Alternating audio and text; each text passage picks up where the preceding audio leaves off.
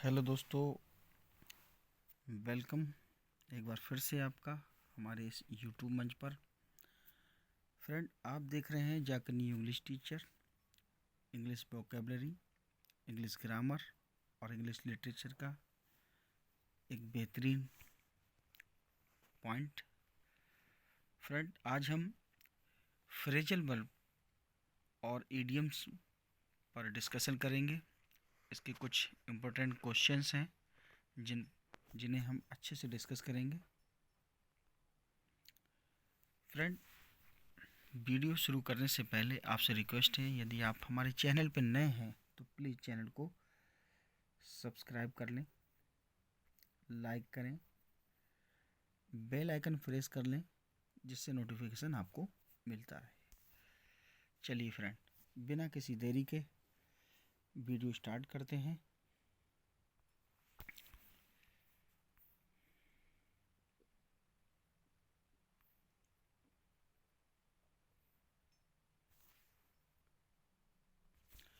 सबसे पहला क्वेश्चन आपकी अपनी स्क्रीन पर। Friend, catnap. कैटनैप का फ्रेंड क्या मीनिंग है? To have a short light, to have disturb sleep, crying while sleeping, murmuring while sleeping. जी हाँ friend, to have a short light sleep, बहुत हल्की सी नींद लेना। टू हैव डिस्टर्ब स्लीप, परेशानी भरी नींद, सोते हुए चिल्लाना या बुदबुदाना जब आप सो रहे हों।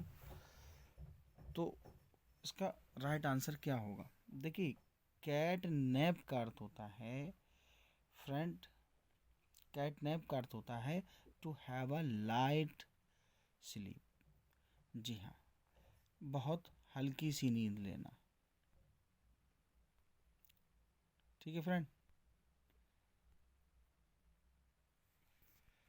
तो इसका जो राइट आंसर होगा फ्रेंड, वो हमारा ए होगा। इसके बाद अगला, be in force. Be in force का मीनिंग क्या होगा? To perform beautifully in front of audience. जो ऑडियंस है उसके सामने खूबसूरती से प्रदर्शन करना। मेक अ पब्लिक डिस्टर्बेंस और एक्साइटेड इमोशनल डिस्प्ले। जो पब्लिक जो पब्लिक है उसको उत्तेजित या इमोशनल रूप से या डिस्टर्बेंस बनाना। To narrate an elaborated false story, और एक झूठी कहानी बढ़ा चढ़ाकर पेश करना, गढ़ना। Describe a seen in so much detail that it comes vivid.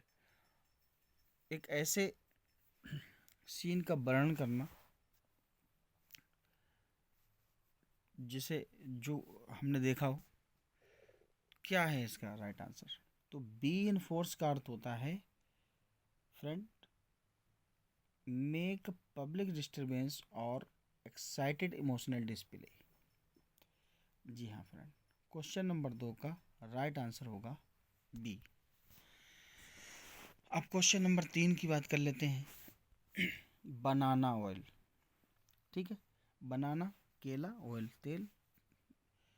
तो क्या केले का तेल निकलता है? परफेक्टली कूल और self possessed. Nonsensical nonsensical talk, a plentiful supply, very long detail. तो इसका जो सही अर्थ है वो क्या होगा फ्रेंड? क्वेश्चन नंबर 3 में तो देखिए, बनाना ऑयल जो है, केले का तेल निकालना, ये बेवकूफ़ी भरी बात होती है, तो आप बी के साथ जाएंगे। नॉनसेंसियल टॉक, बेवकूफ़ी भरी बात। जी हाँ फ्रेंड, अगला क्वेश्चन है, टू क्लिप बंस विंग, परों को बांध देना या परों को कतर देना। तो क्या इसका मीनिंग है? टू बी कैरिड अवे, दूर ले जाना। टू रेस्ट्रिक्ट समवंस फ्रीडम, किसी की आज़ादी को ख़त्म कर देना, कम कर देना। टू लाफ सीक्रेटली, चुपचाप हंसना। To live within one's means अपने मतलब में ही रहना। तो फ्रेंड क्वेश्चन नंबर 4 का राइट आंसर क्या होगा? जी हाँ फ्रेंड, क्वेश्चन नंबर जो 4 है उसका जो राइट आंसर होगा वो ये होगा, टू रिस्ट्रिक्ट समवंस फ्रीडम, किसी की आज़ादी को कम करना। तो हम यहाँ बी के साथ जाएंगे, B is the right answer. Question number 5 को देख लेते हैं। रन आउट ऑफ स्टीम, ठीक है, रन आउट ऑफ स्टीम का अर्थ क्या होता है? To run out of an engine, to lose enthusiasm and stop doing something, to run the engine by steam sorry, a very loud and noisy rain storm. तो friend question number 5 का right answer क्या होगा? तो देखिए friend, to lose enthusiasm and stop doing something, अपना जो साहस है, हिम्मत है, उसको ख़त्म करना या पस्त पड़ जाना, हार मान लेना, कोई कार्य करते हुए से रुक जाना, तो यही होता है रन आउट ऑफ स्टीम। ठीक है। क्वेश्चन नंबर 6, क्वेश्चन नंबर 6 है pass the hat. Pass the hat का मीनिंग क्या होता है? टू सेल समथिंग, कोई चीज़ बेचना, टू कलेक्ट मनी, धन इकट्ठा करना, टू प्ले अ गेम, खेल खेलना, टू अवॉइड वर्क, यह कार्य को छोड़ देना। ठीक है फ्रेंड, तो फ्रेंड इसका राइट आंसर क्या है? तो पास द हेड का अर्थ होता है friend to collect money. Pass the head का अर्थ होता है टू कलेक्ट मनी। ठीक है फ्रेंड, जैसे कलेक्ट, पास द हेड का अर्थ होता है टू कलेक्ट मनी। जैसे ये हेड होता है, इसमें लोगों से पैसा लिया जाता है। ठीक है, किसी को परेशानी आए तब पैसा इकट्ठा किया जाता है। ग्रीन थम, ग्रीन थम का अर्थ क्या होता है? To have talent in gardening, क्या बागवानी में टैलेंट होना। To be envious, to be angry, to have talent in painting. तो किस, ये इसका जो राइट मीनिंग है वो क्या होगा friend?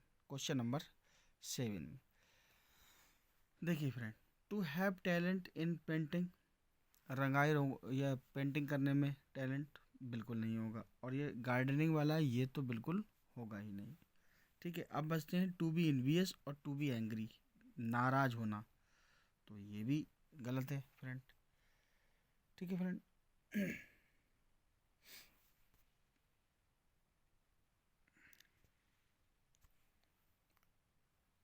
Sorry friend, green thumb का अर्थ होता है to have talent in gardening.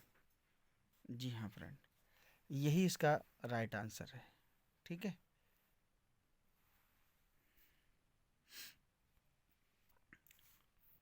Next question देख लेते हैं। एज क्लियर एज मड, ठीक है, एज क्लियर एज मड, तो इसका राइट आंसर क्या होगा? एक्सट्रीमली डर्टी होगा, ऑनेस्ट एंड लीगल होगा, इम्पॉसिबल टू अंडरस्टैंड होगा, कंप्लीटली सुइटेबल फॉर सम होगा। क्या होगा फ्रेंड? देखिए, extremely dirty, honest and legal, impossible and understood, completely suitable. तो फ्रेंड क्वेश्चन नंबर 8 का राइट आंसर क्या होगा?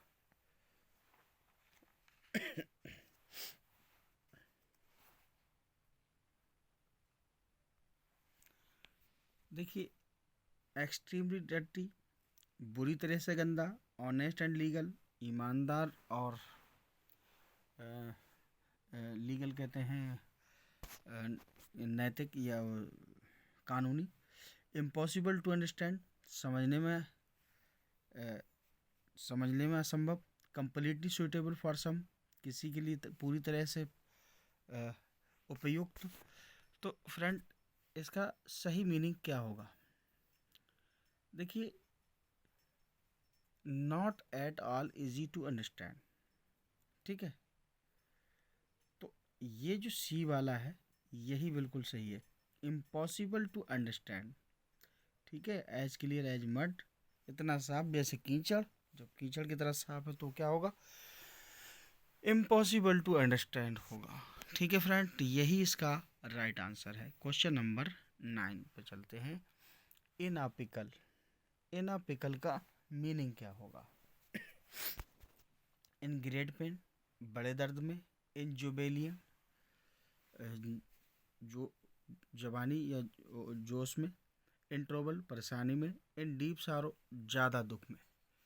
तो इन पिकल का अर्थ होता है इन अ ट्रबलसम और डिफ़िकल्ट सिचुएशन।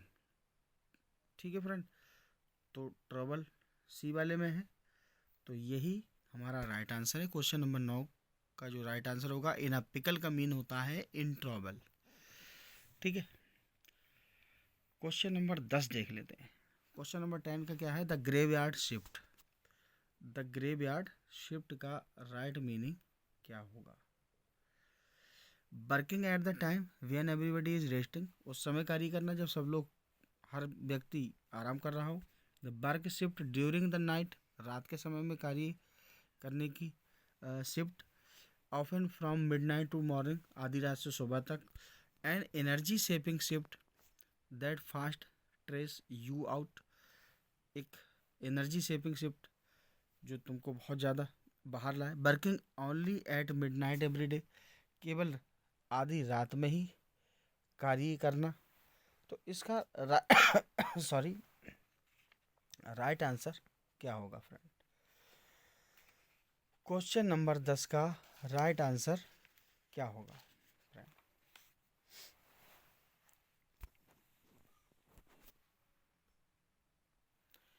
देखिए फ्रेंड, द ग्रेवयार्ड शिफ्ट का अर्थ होता है the work shift that runs through the early morning hours, यानी बिटवीन मिडनाइट एंड।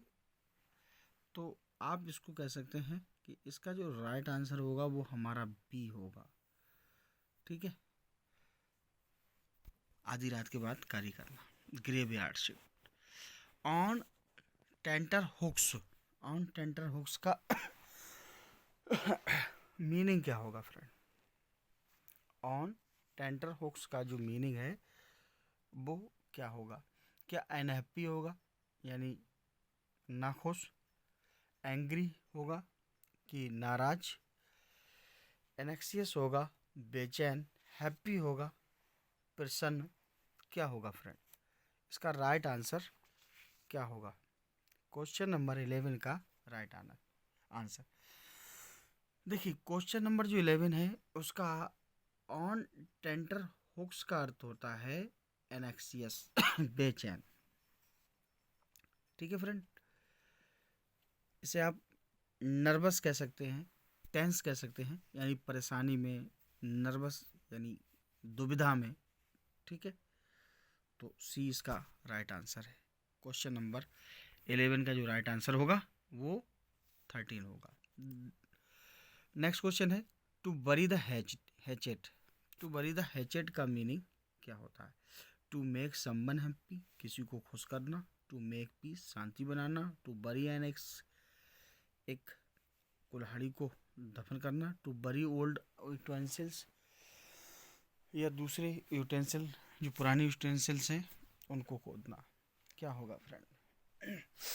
देखिए, टू बरी ए हैचेट का जो मीनिंग होता है to agree to end the disagreement, यानी कह सकते हैं टू मेक पीस, यानी जो नाराज़ी है उसको राज़ी कर देना। मेक पीस, शांति बना देना। या टू बिकम फ्रेंड्स अगन, दोबारा मित्र बना लेना। तो फ्रेंड, तो ये बी वाला बिल्कुल हमारा सही होगा। ठीक है, क्वेश्चन नंबर 12 में बी के साथ जाएंगे। चलिए क्वेश्चन नंबर 13 देख लेते हैं। Question number 13, be in two minds, double mind में रहना। क्या है इसका right answer? Behave smart at some time and stupid at other, कुछ समय के लिए स्मार्ट रहना और दूसरों के लिए मूर्ख। अनएबल टू डिसाइड, निर्णय करने में अयोग्य। Having a split personality disorder, जो स्प्लिट पर्सनालिटी है उसका disorder. Trying to do things at the same time, उसी समय कार्य करना, क्या होंगे इनकी? जी हाँ friend, be in two minds का अर्थ होता है अनेबल टू डिसाइड, निर्णय लेने में दिक्कत। बी इन टू माइंड का अर्थ हुआ बी अनडिसाइडेड या बी अनसर्टेन या अनेबल टू डिसाइड। ठीक है, तो यहाँ भी हम बी के साथ जाएंगे। क्वेश्चन नंबर 13 का राइट आंसर बी होगा। अगला क्वेश्चन है क्वेश्चन नंबर 14।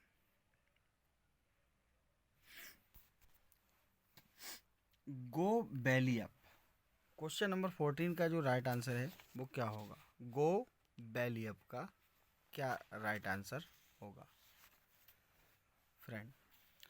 गो बैंकक्रप्ट हो जाएगा, यानी दिवालिया हो जाना। Sleep after being very tired, बहुत थकने के बाद सो जाना। Friend, eat food and rest, खाना खाना और आराम करना। डाई अनएक्सपेक्टेडली, मर जाना बिना बिना किसी कारण के, या अचानक से मौत हो जाना। ठीक है, तो इनमें से इसका राइट आंसर कौन सा होगा फ्रेंड? फ्रेंड, गो बैली अप का अर्थ होता है गो बैंकक्रप्ट, दिवालिया हो जाना। फेलियर ऑफ कंपनी, यानी जो कंपनी है वो फेल हो जाए। फाइनेंशियल रुइन, यानी वित्तीय बर्बादी हो जाए। ठीक है फ्रेंड, उसे गो बैली अप कहते हैं। ठीक है, तो इसका जो राइट आंसर होगा वो ए होगा। क्वेश्चन नंबर 14 में हम ए के साथ जाएंगे। अब क्वेश्चन नंबर 15 की बात कर लेते हैं। 15 का राइट आंसर क्या होगा फ्रेंड? जी हाँ friend, question number 15। Question number 15 को देख लेते हैं। टिट फॉर टैट, जैसे को तैसा। To reward people for the good done, लोगों को अच्छे के लिए इनाम देना। To do harm as done to you, हानि पहुंचाओ जैसे तुम्हारे साथ हुई। टू मेक समवन एंग्री, दूसरे को नाराज कर दो। To take advantage of someone, किसी से लाभ ले लेना। तो इसका राइट आंसर क्या होगा फ्रेंड? देखिए फ्रेंड, इसका अर्थ होता है to do harm as done you to. ठीक है फ्रेंड, जैसा आपके साथ में नुकसान हुआ है तो वैसा दूसरे के साथ करें, यानी टिट फॉर टैट, जैसे को तैसा। अगर किसी ने आपको गाली दी तो आप उसे भी गाली दें, किसी ने आपको अच्छा कहा तो आप उसे अच्छा कहें। तो टिट फॉर टैट, जैसे को तैसा। क्वेश्चन नंबर 15 में हम जाएंगे बी के साथ। नेक्स्ट क्वेश्चन देख लेते हैं। Bolt from the blue, bolt from. Question number 16 का राइट आंसर क्या होगा? Winning after losing game many times, कई बार हारने के बाद गेम को जीतना। Something sudden that happens unexpectedly, अचानक से कुछ हो जाए, कोई घटना घट जाए। Someone who runs fast and wins a race, कोई तेज दौड़ता है और रेस जीत जाता है। लॉकिंग द डोर्स, दरवाजा बंद करना। To keep the rain out, वर्षा को बाहर कर देना। सही मीनिंग क्या होगा? बोल्ट फ्रॉम द ब्लू का सही मीनिंग क्या होगा? जी हाँ, तो something sudden that happens unexpectedly, अचानक से कुछ घटना घट जाना। ठीक है, something important that happens unexpectedly, जो हमें बहुत ज़्यादा महत्वपूर्ण होता है वो अचानक से हमारे साथ में हो जाए, पता चले हमें किसी चीज़ की ज़रूरत है। ठीक है, तो अचानक से वो हमारे साथ में हो जाए तो इसे कहते हैं बोल्ट फ्रॉम द ब्लू। ठीक है फ्रेंड, तो यहाँ हम बी के साथ जाएंगे। क्वेश्चन नंबर 16 का राइट आंसर बी होगा। चलिए क्वेश्चन नंबर 17 को देख लेते हैं। क्वेश्चन नंबर 17 का राइट आंसर क्या होगा? बी एन ओपन बुक, खुली किताब होना। One about whom it is easy to know everything, किसी के बारे में हर चीज़ जान जाना आसानी से। Who one who advises others to be frank and unsecretively, किसी को सलाह देना कि फ्रैंक रहो और अनसीक्रेट रहो। One who is found of reading even travelling, जब भी कोई भी यात्रा हो तब पढ़ने का शौकीन कोई हो। One who has written an examination without preparation, किसी तैयारी के एग्जामिनेशन को देना। तो इसका राइट आंसर क्या होगा क्वेश्चन नंबर 70 में? One one about whom it is easy to know everything। जी हाँ फ्रेंड, ये वाला बिल्कुल सही है। खुली किताब होना यानी एक किसी के बारे में आसानी से कोई चीज़ जान लेना। ठीक है फ्रेंड, जब उसकी खुली किताब है उसके जीवन, भाई उसके बारे में सबको पता है। ठीक है, क्वेश्चन नंबर 18 की तरफ चलते हैं। Out of date. Out of date का क्या मतलब है? बीइंग केयरलेस, लापरवाह, समथिंग ओल्ड फैशन, पुराने ज़माने का रीति रिवाज, अब बर्थलेस फेलो, बेकार का दोस्त, a data seat, date data seat. तो इसका राइट आंसर क्या होगा? जी हाँ, क्वेश्चन नंबर 18 में हम जाएंगे आउट ऑफ डेट के लिए। Not fashionable, not useful, old fashion. तो ओल्ड फैशन क्या है? ये बी वाले, बी इसका राइट आंसर होगा। आउट ऑफ डेट का अर्थ होता है समथिंग ओल्ड फैशन, यानी अब वो चलन में नहीं है, पहले चलन में थी तो अब चलन में नहीं है, तो उसी को हम आउट ऑफ डेट या समथिंग ओल्ड फैशनड कहेंगे। क्वेश्चन नंबर 19 की तरफ चलते हैं। In the same boat, in the same boat का क्या मीनिंग होता है? At the centre of attention, ध्यान की तरफ केंद्रित होना। इन अ सुपीरियर पोजीशन, अच्छी स्थिति में होना। इन द सेम सिचुएशन, बिल्कुल वही सिचुएशन होना। इन डिसग्रेस, अवनति होना। तो इसका राइट आंसर हो क्या होगा? जी हाँ, इन द सेम बोट का मीनिंग होता है इन द सेम सिचुएशन, जैसी हमारी हालत वैसे ही आपकी। ठीक है फ्रेंड, तो क्वेश्चन नंबर 19 में हमारा जो राइट आंसर होगा वो फ्रेंड होगा सी। क्वेश्चन नंबर 19 में हम सी के साथ जाए। ठीक है फ्रेंड, अगला क्वेश्चन देख लेते हैं। Question number 20। Late in the day. Late in the day का क्या अर्थ होता है? टू ओल्ड टू वर्क, इतना बूढ़ा कि काम ना कर सके। टू राइप टू ईट, इतना पका हुआ कि खा ले, कि खा ना सके। Too dark to see everything, इतना अंधेरा कि देख ना सके। Too delayed to be of any use. तो फ्रेंड, क्वेश्चन नंबर 20 का राइट आंसर क्या होगा? देखिए, too delayed to be any use late in the day होता है। ठीक है, लेट इन द डे का जो सही मीनिंग है वो क्या होगा? डी वाला, too delayed to be of any use. ठीक है friend, too late to be useful, इतना लेट कि उससे लाभ हो। फ्रेंड, एक बार फिर से आपसे एक रिक्वेस्ट है कि वीडियो आपको कैसी लगी, ये क्वेश्चन कैसे लगे, हमें कमेंट बॉक्स में ज़रूर बताएं, क्योंकि आपका जो आंसर है, आपका जो कमेंट बॉक्स में जवाब है, वो हमारे लिए एक एनर्जी का काम करेगा, हमारे लिए एक ताकत देगा, हिम्मत देगा, हौसला देगा, हमें इनकरेज करेगा, हमारा सपोर्ट करेगा। फ्रेंड, बेहतरीन तैयारी करना चाहते हैं आप इंग्लिश लिटरेचर की, इंग्लिश ग्रामर की, इंग्लिश लैंग्वेज की, फ्रेंड वोकैब की, तो आप चाहे कोई सा भी एग्ज़ाम देना चाहते हो, चाहे आप एसएससी का एग्ज़ाम देना चाहते हो, चाहे आप डीपी, एसआई, सीएचएसएल का एग्ज़ाम देना चाहते हो, या एमटीएस का देना चाहते हो, जीडी का देना चाहते हो, एफसीआई का देना चाहते हो, या यूपी टेट, सी टेट, इन सब का देना चाहते हो, TGT, PGT, KBS, NBS, D triple SB का देना चाहते हो, friend LT grade, GIC lecturer का देना चाहते हो, बिहार की TGT, PGT, Rajasthan TGT, PGT, Uttarakhand TGT, PGT, friend Jharkhand TGT, PGT, किसी भी राज्य के जिसमें इंग्लिश की वोकैब आती हो, जिसमें इंग्लिश की ग्रामर आती हो, जिसमें इंग्लिश का लिटरेचर आता हो, तो आपके लिए सिर्फ और सिर्फ आपके लिए एकमात्र प्लेटफॉर्म है जाकर न्यू इंग्लिश टीचर, जहाँ सिर्फ आपको मिलता है बिल्कुल फ्री में। सिर्फ एक सब्सक्राइब कर लीजिए, वीडियो अच्छी लगी हो तो आप लाइक कर दीजिए, और फ्रेंड एक प्यारा सा कमेंट ज़रूर कीजिए, क्योंकि ये जो वीडियो तैयार की जाती है बड़ा मेहनत से तैयार की जाती है।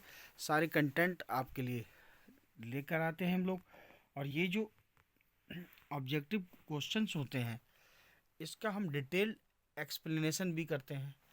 और फ्रेंड सिर्फ आपकी तैयारी को बेहतर बनाने के लिए, आपकी जो एजुकेशन है उसको अच्छे से प्रोग्रेस कराने के लिए, आपकी जो जॉब का एक सपना है उसमें एक एनर्जी लेवल का कार्य करने के लिए, आपकी जो प्रैक्टिस है उसको उसको मजबूत करने के लिए, आपकी जो इंग्लिश लैंग्वेज है उसको मजबूत करने के लिए हम बेहतरीन कंटेंट लेके आते हैं और बेहतरीन कॉन्सेप्ट के साथ में आपके सामने रख देते हैं। फ्रेंड वीडियो कैसी लगी हमें कमेंट बॉक्स में ज़रूर बताएं। इनके क्वेश्चन कैसे थे, कॉन्सेप्ट कैसा था। फ्रेंड आवाज़, क्योंकि तबीयत सही नहीं है, आवाज़ पे ना जाएं।